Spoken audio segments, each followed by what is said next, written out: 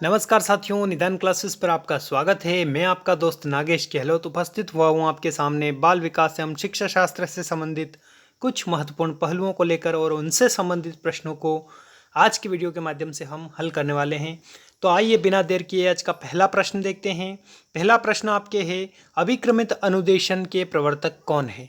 अभिक्रमित यानी programmed instruction की बात की गई है। तो अभिक्रमित अनुदेशन के प्रवर्तक कौन माने जाएंगे?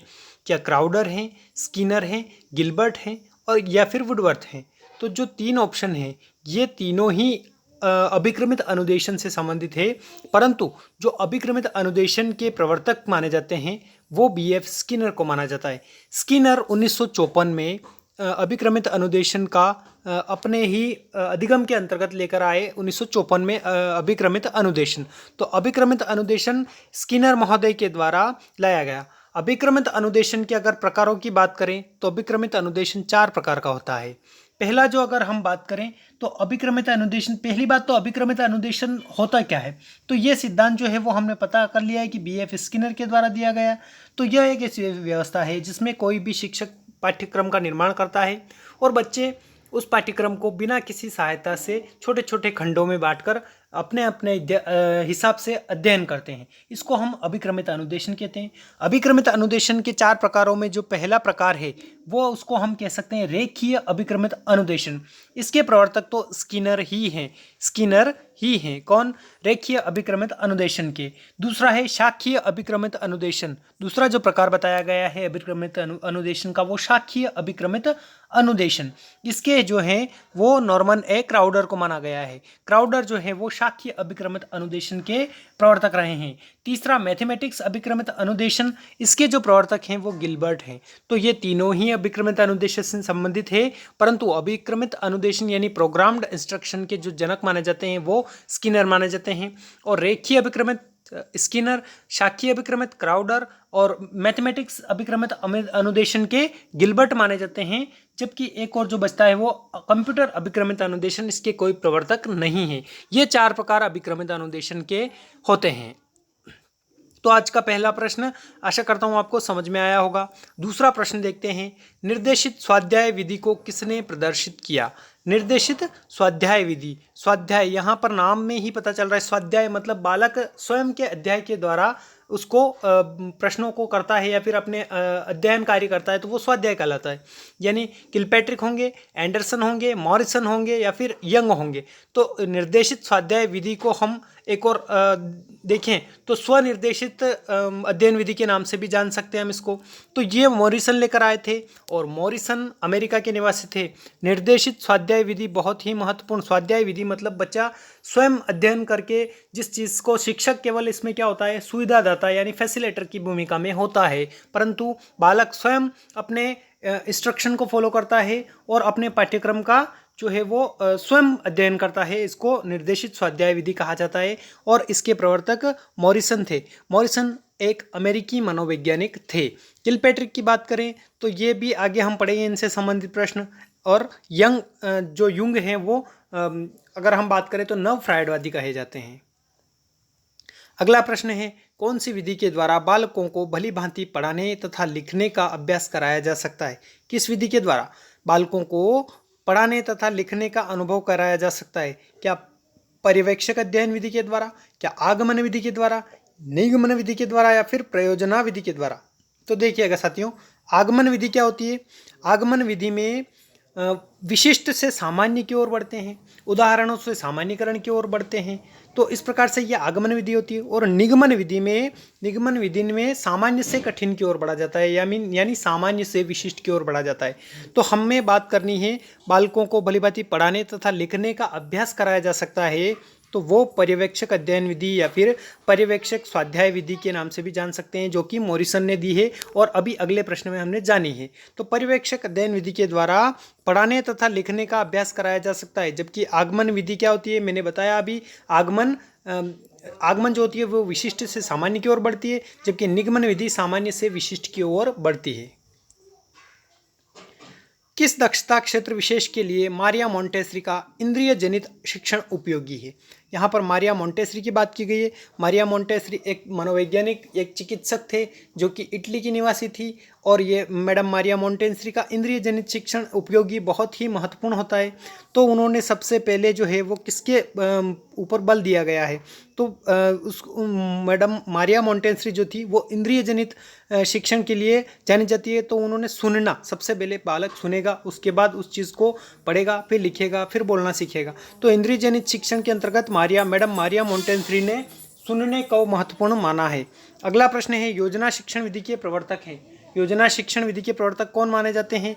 क्या किलपैट्रिक, या अरस्तु, डाल्टन या जॉन डीवी माने जाते हैं? तो इसको हम योजना शिक्षण विधि कह लो, चाहे प्रयोजना विधि कह लो, चाहे प्रोजेक्टिव मेथड कह लो, ये सभी एक ही होता है। और किलपैट्रिक महोदय के द्वारा ये विधि का प्रतिपादन किया गया और इसी के प्रवर्तक किलपैट्रिक होते हैं। तो योजना शिक्षण विधि कह लो, या फिर प्रयोजना विधि कह लो, या फिर हम इसको प्रोजेक्टिव मेथड भी कह सकते हैं। तो इसके जनक कौन हैं? किलपैट्रिक माना जाते हैं, जो कि अब आपके सामने दी गई थी योजना विधि, प्रयोजना विधि। तो ये इस विधि के जनक जो हैं वो किलपैट्रिक महोदय। अरस्तु जो है वो प्रश्नोत्तरी विधि के जनक माने जा सकते हैं। अरस्तु को जो प्राचीन प्रश्नोत्तरी, हालांकि आधुनिक जो प्रश्नोत्तरी निर्माण का श्रेय दिया जाता है, प्रश्नावली निर्माण का, वो विलियम वुडवर्थ को जाता है। परंतु जो प्राचीन काल में जब अरस्तु थे तो वो प्रश्नोत्तरी विधि के जनक माने जा सकते हैं। और जॉन डाल्टन को डाल्टन विधि के प्रवर्तक मानते हैं हम। जॉन ड्यूई जो है वो प्रकृतिवादी शिक्षा शास्त्री है, जो बालकों को प्रकृति के संदर्भ में शिक्षण करवाना महत्वपूर्ण मानते हैं।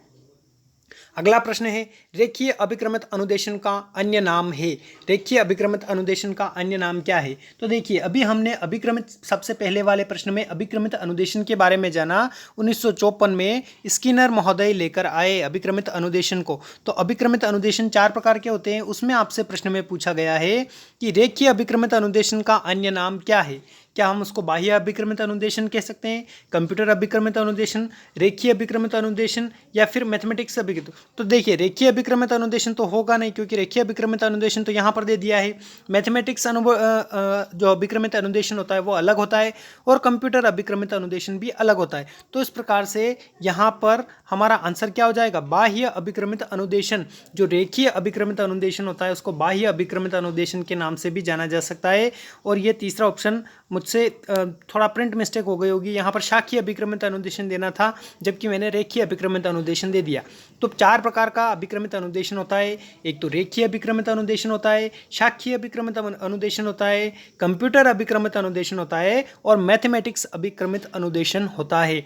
तो ये 4 प्रकार के अभिक्रमित यानी प्रोग्राम्ड इंस्ट्रक्शन होते हैं। अगला प्रश्न आपके सामने है, बालक विद्यालय में रहकर जो कुछ सीखता है उसे कहते हैं। बालक विद्यालय के संदर्भ में रहकर जो कुछ सीखता है, देखिए, विद्यालय में रहकर बालक सीखेगा उसको औपचारिक शिक्षण कहा जाएगा। जबकि बालक विभिन्न परिस्थितियों में सीखता है, परिवार से सीखता है, समाज से सीखता है, अपने माता पिता से सीखता है, उसको अनौपचारिक शिक्षण की श्रेणी में रखते हैं हम। तो बालक विद्यालय के संदर्भ में रहकर जो कुछ सीखता है उसे क्या कहते हैं? उसे उपलब्धि या निष्पत्ति कहते हैं, अनुभव कहते हैं, परीक्षण कहते हैं, या फिर अधिगम कहते हैं। तो अधिगम केवल विद्यालय में ही संभव नहीं है, अधिगम कहीं पर भी कर सकता है बालक। उसके लिए ऐसी परिस्थिति का होना जरूरी नहीं है कि विद्यालय में ही रहकर बालक अधिगम करे, क्योंकि बालक कहीं पर भी अधिगम कर सकता है। तो ये तो आंसर होगा नहीं। अनुभव अधिगम के कारण होता है, अधिगम के कारण होता है, परीक्षण भी नहीं होगा। तो उपलब्धि या निष्पत्ति परीक्षण के कारण जो है वो विद्यालय में रहकर बालक सीखता है, उसको हम कहते हैं उपलब्धि या निष्पत्ति परीक्षण। उपलब्धि या निष्पत्ति परीक्षण के द्वारा बालक विद्यालय में रहकर सीखता है। तो ठीक है, हमारा आंसर क्या हो जाएगा? उपलब्धि या निष्पत्ति परीक्षण। अगला प्रश्न है, सेना और प्रतियोगिताओं में परीक्षाओं के आधार पर व्यक्तियों का चयन, पदोन्नति आदि होते हैं। क्या प्रश्न है कि सेना और प्रतियोगी परीक्षाओं के आधार पर व्यक्तियों का चयन होता है या फिर पदोन्नति आदि होते हैं, तो उसको क्या कहते हैं हम? क्या शैक्षिक परीक्षण के द्वारा होता है, क्या अनुभव केंद्रित परीक्षण के द्वारा होता है, उपलब्धि परीक्षण के द्वारा होता है, या फिर अधिगम केंद्रित परीक्षण के द्वारा होता है? तो देखिएगा साथियों, शैक्षिक परीक्षण के द्वारा नहीं होगा। शैक्षिक परीक्षण के द्वारा इसका जो होता है चयन या व्यक्तियों का चयन नहीं होगा, वो उपलब्धि परीक्षण के आधार पर होगा। उपलब्धि परीक्षण के आधार पर किस प्रकार से होगा? क्योंकि हम किसी भी प्रतियोगी परीक्षाओं की तैयारी कर रहे हैं, हमने उपलब्धि क्या की है, हमने कितने अंक प्राप्त किए हैं, उसके आधार पर मेरिट बनेगी और हमारा चयन उसमें होता है। तो हमारी उपलब्धि परीक्षण के द्वारा हमारा कहीं पर भी सेना या फिर प्रतियोगिता परीक्षाओं में जो चयन या फिर पदोन्नति होती है वो उपलब्धि परीक्षण के द्वारा होती है। आपने उपलब्ध क्या किया है, आपके उपलब्धि परीक्षण में क्या कितने अंक रहे हैं, तो ये उपलब्धि परीक्षण के द्वारा संभव होता है। अनुभव के आधार पर बिल्कुल नहीं होगा और अधिगम केंद्रित परीक्षण के द्वारा भी नहीं होगा। यहाँ पर हमारा अगर किसी के आधार पर चयन होता है तो वो होता है उपलब्धि परीक्षण के द्वारा। 9वां प्रश्न है आज का, शैक्षिक निदान का प्रयोजन होता है। शैक्षणिक निदान का प्रयोजन होता है क्या बालकों का उपलब्धि परीक्षण करना, क्या उपचारिक शिक्षण करना, क्या बालकों की शारीरिक कमियों की जानकारी प्राप्त करना, या फिर उपरोक्त सभी। तो देखिएगा साथियों, हमें उपरोक्त सभी देखकर उसकी तरफ अट्रैक्ट नहीं होना है, हमें प्रश्न को अच्छे से समझना है, क्योंकि जो परीक्षा एग्जामिनर होगा वो आपको घुमा फिरा कर प्रश्न पूछने की आजकल आदत बन गई है। तो इस प्रकार से देखिएगा, शैक्षणिक निदान का प्रयोजन होता है बालकों की उपलब्धि परीक्षण करना, बिल्कुल नहीं। उपलब्धि परीक्षण करना शैक्षणिक निदान का प्रयोजन नहीं होता है। निदान का प्रयोजन तो क्या होता है कि उसको उपचारिक शिक्षण दे सकें हम। जिस प्रकार से निदान क्या कहलाता है, निदान मतलब होता है किसी की समस्याओं का डायग्नोसिस करना या फिर समस्याओं को जानना, और उसके बाद उसका प्रयोजन क्या होता है, उसका प्रयोजन होता है उपचारिक शिक्षण देना, मतलब उपचारात्मक शिक्षण करना। सबसे पहले तो समस्याओं को जाना जाता है, मतलब उसका निदान किया जाता है, और निदान के बाद उसका प्रयोजन क्या होता है, उसके बाद की प्रक्रिया जो होती है वो उपचारिक शिक्षण की प्रक्रिया होती है।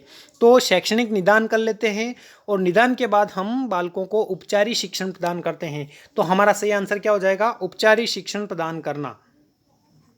अगला प्रश्न यानी आज का आखिरी का प्रश्न है आपका, निम्न में से सही क्रम है। सही क्रम क्या हो सकता है, सही क्रम निम्न में से क्या हो सकता है इनका, क्या उपचारात्मक शिक्षण होता है पहले, निष्पत्ति परीक्षण होता है, निदानात्मक परीक्षण होता है, या फिर दूसरा ऑप्शन है आपके सामने, निष्पत्ति परीक्षण होता है, उपचारात्मक परीक्षण होता है, निदानात्मक परीक्षण होता है, या फिर निष्पत्ति परीक्षण होता है, निदानात्मक परीक्षण होता है, या फिर उपचारात्मक परीक्षण होता है, या फिर डी ऑप्शन है, निदानात्मक परीक्षण होगा पहले, निष्पत्ति परीक्षण होगा, या फिर उपचारात्मक शिक्षण होगा। तो अभी हमने जाना है साथियों, सबसे पहले उसका निष्पत्ति परीक्षण ज्ञात करेंगे। तो निष्पत्ति कितनों में है, 2 ऑप्शन में आपको निष्पत्ति परीक्षण होगा, क्योंकि सबसे पहले उसका निष्पत्ति परीक्षण बालक को क्या आता है क्या नहीं आता है, ये निष्पत्ति परीक्षण होता है। उसके बाद में उसका निदानात्मक परीक्षण किया जाएगा। निदानात्मक परीक्षण मतलब उसकी समस्याएं क्या है, हमने सबसे पहले निष्पत्ति परीक्षण किया, उसके बाद निदानात्मक परीक्षण किया। निदानात्मक परीक्षण में बालक को क्या निदानात्मक परीक्षण में मतलब उसकी समस्याओं को जानना, डायग्नोसिस करना, ये निदानात्मक परीक्षण होता है। और उसके बाद में उन समस्याओं का जो उपचार किया जाता है वो उपचारात्मक शिक्षण के अंतर्गत आता है।